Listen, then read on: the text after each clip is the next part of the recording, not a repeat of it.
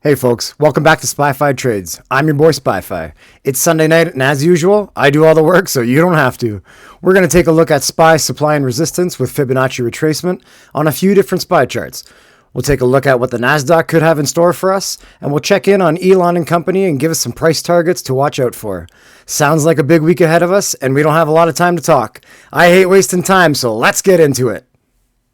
SPY went screaming last week due to FOMC bringing violent upside moves from 402 to 418 over a couple of days. We were lucky enough to catch the bottom side just before FOMC at 403.20, riding those 405 calls all the way to 408.80. Thursday, we stayed sidelined, waiting for the downside capitulation, but that didn't happen to show up till end of the day in the options chain, which made Friday's drop easy to catch. We rode those puts dirty from 416.20 all the way to 412.70, making just over 400% along the way. SPY weekly chart showing it previously rejected that 412.50 resistance 4 times after it was playing as support for just over a year.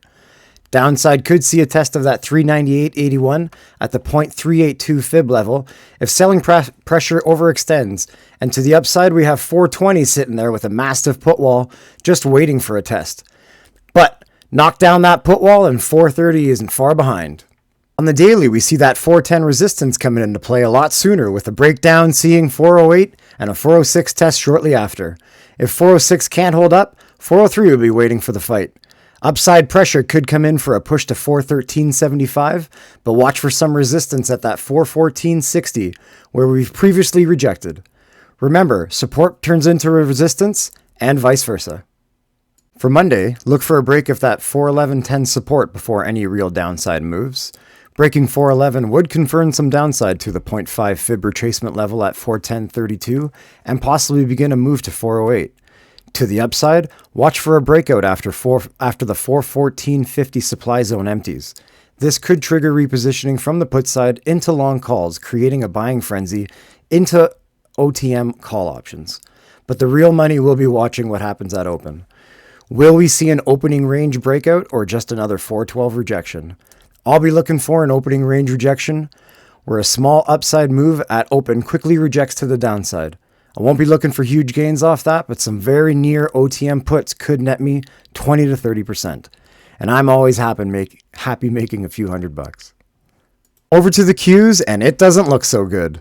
Last week, it ran up like everything else during FOMC with an unsustainable move to 314, and after a few tests of 310, it completely rejected back to that 304.50 support before settling on 306. Next week, we're looking for that pullback to 304.50 with some demand for a chop zone, but inevitably we think it'll pull back to 300 and possibly back to 397. 304.50 and 302.85 are our demand zones. Upside pressure could come after longer dated puts capitulate or sell off if we hit 304.50, but I believe the supply zone forming at 309 will stop that out quickly. Okay, let's see how our favorite EV company is doing. Oh, sorry, I'm getting a phone call. Hello? Oh, hey, Elon, what's up, bud? How's the Twitter thing going? Oh, yeah?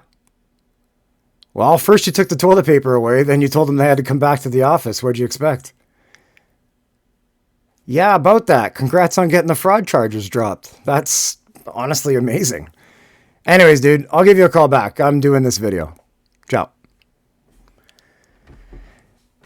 All right, back to Tesla. Looking at the daily chart, Tesla is forming to retest that 200 mark, and it could happen with some positive market sentiment. Like Elon being found not guilty of fraud? Possibly. Maybe it's the fact that they've continued to drop prices and have industry-leading profit margins, making other companies not able to compete long-term. Whatever the reason, nothing seems to be stopping Tesla these days, so watch for a retest and a break of that 200 and possibly 230 in the coming weeks. And Elon, quit bugging me about getting that blue check mark. If someone wants to impersonate me, let them. They're probably funnier and better looking. Okay, folks, we have some upcoming economic data to discuss. Tomorrow, there's nothing on the docket, but Tuesday we have January's international trade deficit data being released at 8:30 a.m. before market opens. Jerome Powell will be speaking at the Economic Club of Washington, and consumer credit data released for January at 3:30 Eastern. This week, we'll be playing pretty tight to start the week. I want to see clear convictions before getting into any positions due to the uncertainty in the market still. Once we've better established the price action, we'll see what we can do to better formulate our strategy and position for the downside with strict support and resistance levels backed by fib and supply and demand zones. I do believe there is a market correction coming, but don't be ignorant to the fact that there will be bullish days in a bear market and there are bearish days in a bull market. Learning to trade both sides and keeping your losses to a minimum ensures your success as a day trader. Remember to set your stop losses and always take profits when you can.